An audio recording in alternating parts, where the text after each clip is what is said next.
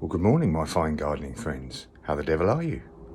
Well, it's always nice to have a little bimble around the garden first thing in the morning before work. I normally like to go, about 7 o'clock in the morning, just have a little walk around, see what's going on, see what's growing, what's not growing.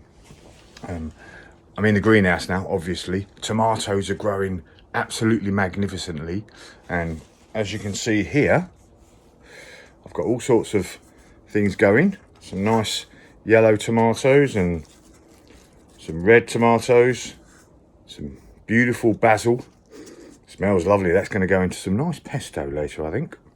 And what else have I got here? Let me see.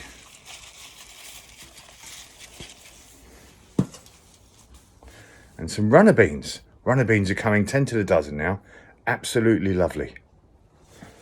So, have a little walk around the garden first thing in the morning. Check out your brain for a few minutes.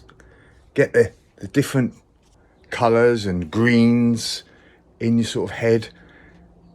Nice and relaxes you first thing in the morning. Sets you up beautifully for the day, even though we've got a hard day's work in the office. But